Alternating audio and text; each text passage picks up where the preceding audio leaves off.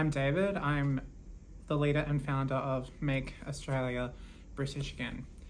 Now, this is something that I've been doing for a couple of years, and I intend to spend the rest of my life dedicating to. Because in recent years, I've noticed that Australia has become a very different country to what I grew up in. I grew up in Australia in a regional area where it was majority white. Now, these days, there seems to be more immigrants and, obviously there's nothing wrong with people of different races in smaller numbers, but it's got to a point where it's actually erasing the fundamental core culture of Australia. And but this isn't a new thing.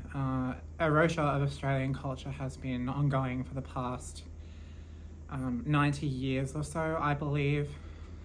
That so much so, when you bring up old Australian culture, people don't recognise it and they think that it's British. And that's why I've called it Make Australia British Again, because we've lost so much British culture in a British country that it's alarming to me. So, for instance, after the Second World War, Australia became much more Americanized. We adopted the dollar. We adopted the metric system for other countries. So we've been conforming our measurements and currency to be like that of the rest of the world.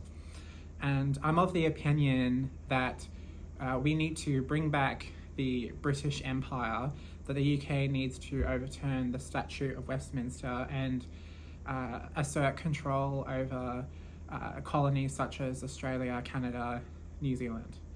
Because what I've noticed is that as these countries have become more independent, they have hated the mother country in favour for multiculturalism or Americanization. So in Australia, I believe that we should revive the imperial system to establish British weights and measures in the Western world, because this is the language of our trade. And I don't think that we should be using the dollar monetary unit, because it's American and we're a British country.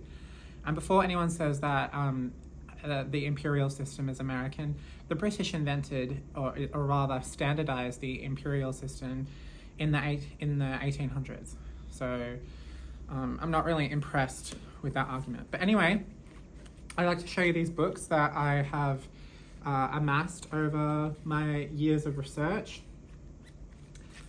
Making Change, the Case Against Decimalisation, and The Politics of Decimalisation in the UK.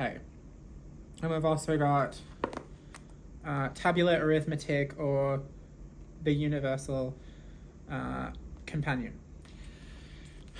So, it may seem difficult to learn imperial trade and measures, especially when you've grown up with metric all your life. I've grown up with metric all my life. But I think that the fluency, with anything, you can attain fluency if you practice. And, it's part of British culture to me to advocate for these things. So, yeah, I hope you follow me on Instagram, on Mabba, and keep the love going.